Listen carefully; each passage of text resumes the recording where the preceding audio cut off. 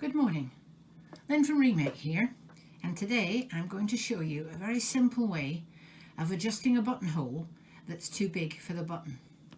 This is one of my favourite tops, but the button, as you'll see, is really very small, and unfortunately it springs out of the buttonhole, and sometimes that's a bit embarrassing. I've started by choosing the thread.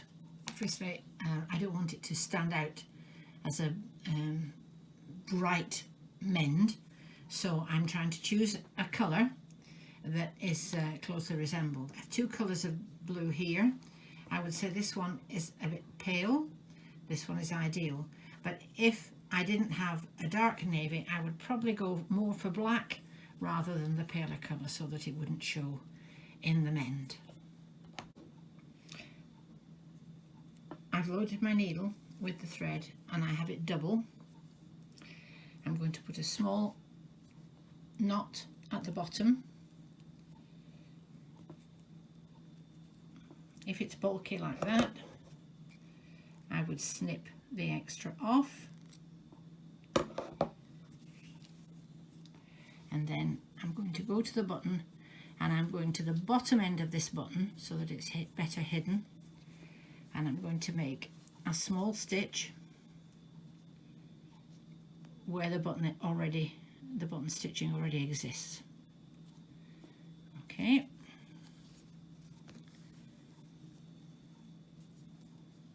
And I normally, just for extra security,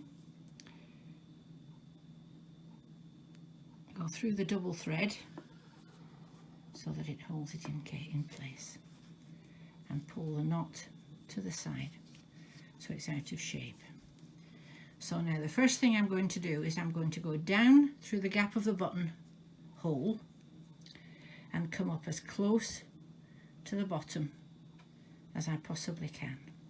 And I'm doing this from the back, but that's the stitch that will be visible on the front. That's why you need a dark shade. So I've gone down from the hole and up to the edge of the stitching of the buttonhole, and I've come out and I'm going down again in the buttonhole space, and this time at the other side.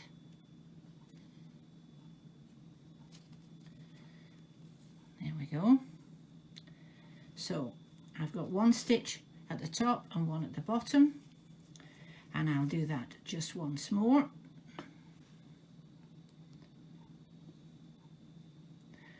Underneath the button as it is, and up at the edge,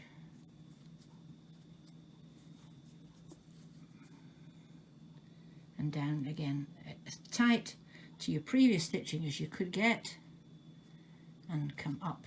There we are. So I have two stitches in there now. I think that may well be enough because it's only a tiny button anyway.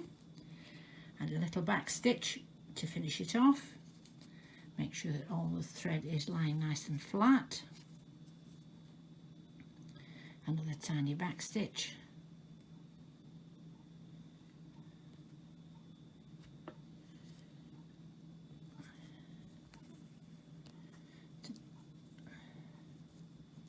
Firm it down, keep it nice and neat,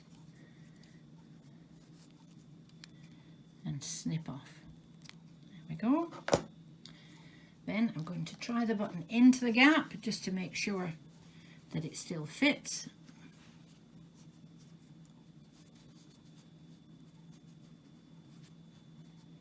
And there, you see it's quite tight passing it through now.